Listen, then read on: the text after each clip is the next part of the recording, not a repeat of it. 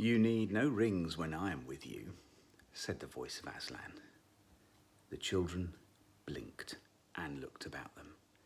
They were once more in the wood between the worlds.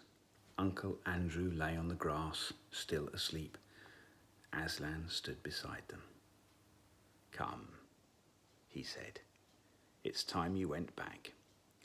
But there are two things to see first, a warning and a command. Look here, children." They looked and saw a little hollow in the grass, with a grassy bottom, warm and dry. "When you were last here," said Aslan, "that hollow was a pool. And when you jumped into it, you came to a world where a dying sun shone over the ruins of Charn. There is no pool now. That world is ended, as if it had never been. Let the race of Adam and Eve take warning." "Yes, Aslan," said both the children, but Polly added, "But we're not quite as bad as that world, are we, Aslan?" "Not yet, daughter of Eve," he said, "not yet. But you are growing more like it. It is not certain that some wicked of your race will not find out a secret as evil as the deplorable word, and use it to destroy all living things. And soon, very soon, before you are an old man and an old woman, great nations in your world will be ruled by tyrants who care no more for joy and justice and mercy than Empress Jadis. Let your world beware. That is the warning. Now for the command. As soon as you can, take from this uncle of yours his magic rings and bury them so no one can use them again." Both the children were looking up into the lion's face as he spoke these words. And all at once, they never knew exactly how it happened, the face seemed to be a sea of tossing gold in which they were floating, and such a sweetness and power rolled about them and over them and entered them that they felt they'd never really been happy or wise or good or even alive and awake before. And the memory of that moment stayed with them always, so that as long as they both lived, if ever they were sad or afraid or angry, the thought of all that gold and goodness and the feeling that it was still there, quite close, just round the corner or just behind some door, would come back and make them sure, deep down inside, that all was well. The next minute, all three of them, Uncle Andrew, now awake, came tumbling into the noise, heat and hot smells of London. They were on the pavement outside the Kettleys' front door, and except for the witch, the horse and the cabby were gone, everything else was exactly as they'd left it. There was the lamppost with one arm missing, there was the wreck of the hansom cab, and there was the crowd. Everyone was still talking and people were still kneeling beside the damaged policeman saying things like, "He's coming round now," or "How do you feel now, old chap?" or "Ambulance will be here in a jiffy." Great Scott, thought Diggory, I believe the whole adventure's taken no time at all. Most people were wildly looking round for Jadis and the horse. No one took any notice of the children, for no one had seen them go, and no one noticed them coming back. As for Uncle Andrew, what between the state of his clothes and the honey on his face, he could not have been recognised by anyone. Fortunately, the front door of the house was open, and the housemaid was standing in the doorway staring at the fun. What a day that girl was having. So the children had no difficulty in bustling Uncle Andrew indoors before anyone asked any questions. He raced up the stairs before him, and at first they were afraid he was heading for his attic and meant to hide his remaining magic rings. But they needn't have bothered. What he was thinking about was the bottle in his wardrobe, and he disappeared at once into his bedroom and locked the door. When he came out again, which was not for a very long time, he was in his dressing gown and made straight for the bathroom. "Can you get the other rings, Pole?" said Diggory. "I want to go and see Mother."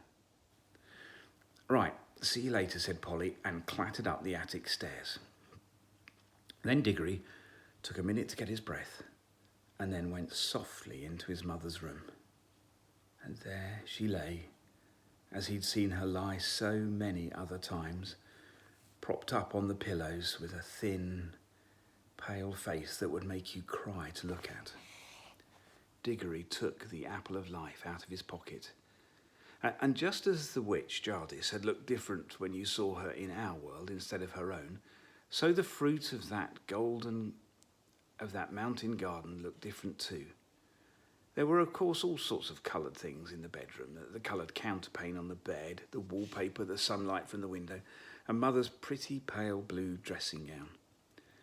But the moment Diggory took the apple out of his pocket, all those things seemed to scarcely have any colour at all. Every one of them, even the sunlight, looked faded and dingy. The brightness of the apple threw strange lights on the ceiling. Nothing else was worth looking at. You couldn't look at anything else. And the smell of the apple of youth was as if there was a window in the room that opened on heaven. "Oh, darling, how lovely," said Diggory's mother. "You will eat it, won't you, please?" said Diggory. "I don't know what the doctor would say," she answered, "but really, I almost feel as if I could." He peeled it and cut it up and gave it to her piece by piece. And no sooner had she finished it than she smiled, and her head sank back on the pillow, and she was asleep. A real, natural, gentle sleep, without any of those nasty drugs, which was, as Diggory knew, the thing in the whole world that she wanted most. And he was sure now that her face looked a little different. He bent down and kissed her very softly and stole out of the room with a beating heart, taking the core of the apple with him. For the rest of that day, whenever he looked at things about him and saw how ordinary and unmagical they were, he hardly dared to hope. But when he remembered the face of Aslan, he did hope. That evening, he buried the core of the apple in the back garden. The next morning, when the doctor came and made his usual visit, Diggory leaned over the banisters to listen. He heard the doctor come out with Aunt Letty and say, "Miss Ketterley, this is the most extraordinary case I've ever known in my whole medical career. It's like a miracle. I wouldn't tell the little boy anything at present. We don't want to raise any false hopes. But in my opinion," and then his voice became too low to hear. That afternoon he went down to the garden and whistled their agreed secret signal for Polly. She hadn't been able to get back the day before. "What luck," said Polly, looking over the wall. "I mean about your mother." I think it's going to be all right," said Diggory. "But if you don't mind, I'd rather not talk about it yet. What about the rings?" "I've got them all," said Polly. "Look, it's all right. I'm wearing gloves. Let's bury them." "Oh, yeah, let's. I've marked the place where I buried the core of the apple yesterday." Then Polly came over the wall and they went together to the place. But as it turned out, Diggory need not have marked the place. Something was already coming up. It wasn't growing so you could see it grow, as the new trees had done in Narnia, but it was already well above the ground. They got a trowel and buried all the magic rings, including their own ones, in a circle around it. About a week after this, it was quite certain that Diggory's mother was getting better. About a fortnight later, she was able to sit out in the garden, and a month later, the whole house had become a different place. Aunt Letty did everything that Mother liked. Windows were opened, frowsy curtains were drawn back to brighten up the rooms, and there were new flowers everywhere, and nicer things to eat. And the old piano was tuned, and Mother took up her singing again, and had such games with Diggory and Polly that Aunt Letty would say, "I declare, Mabel, you're the biggest baby of the three."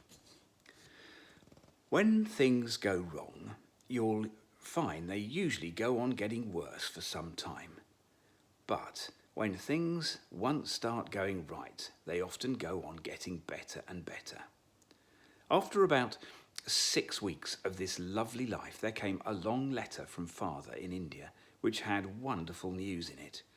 Old great Uncle Kirk had died, and this meant apparently that Father was now very rich. He was going to retire and come home from India forever and ever.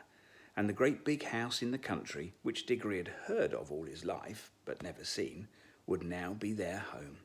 The big house with suits of armour, the stables, the kennels, the river, the park, the hothouses, the vineries, the woods and the mountains behind it. So that Diggory felt as sure as you that they were going to live happily ever after. But perhaps you would like to know just one or two things more.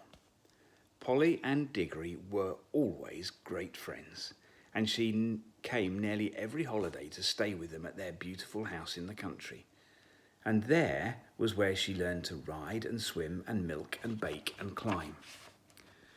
In Narnia, the beasts lived in great peace and joy, and neither the witch nor any other enemy came to trouble that pleasant land for many 100 years.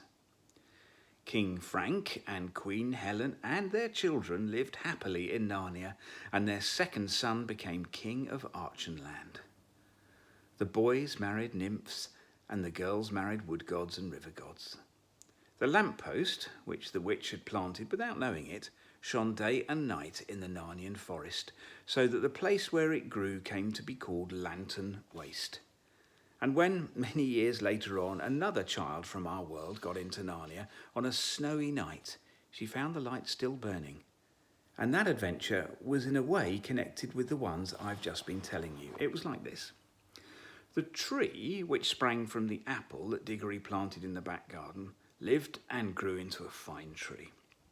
Growing in the soil of our world, far out of the sound of Aslan's voice and far from the young air of Narnia, it did not bear the apples that would revive a dying woman, as Diggory's mother had been revived, though it did bear apples more beautiful than any others in England, and they were extremely good for you, though not fully magical.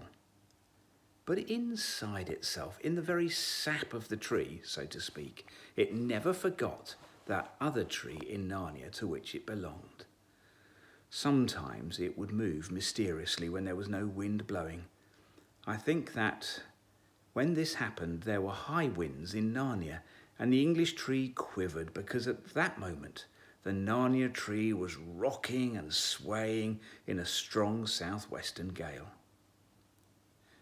However that might be, it was proved later that there was still magic in its wood.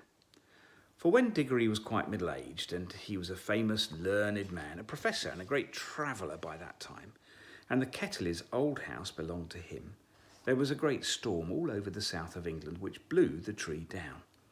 He couldn't bear to have it simply chopped up for firewood, so he had part of the timber made into a wardrobe, which he put in his big house in the country. And though he himself did not discover the magic properties of that wardrobe, someone else did. That was the beginning of all the comings and goings between Narnia and our world, which you can read of in the other books.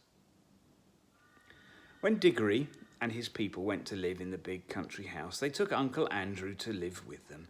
For Diggory's father said, "We must try to keep the old fellow out of mischief, and it isn't fair on that poor Aunt Letty that she should always have him on her hands." He had learned his lesson. Uncle Andrew never tried any magic again as long as he lived. He'd learned his lesson, and in his old age he became a nicer and less selfish old man than he'd been before. But he always liked to get visitors alone in the billiard room and tell them stories about a mysterious lady, a foreign royalty with whom he'd driven about London. "A devilish temper she had," he would say, "but she was a dem fine woman, sir. A dem fine woman."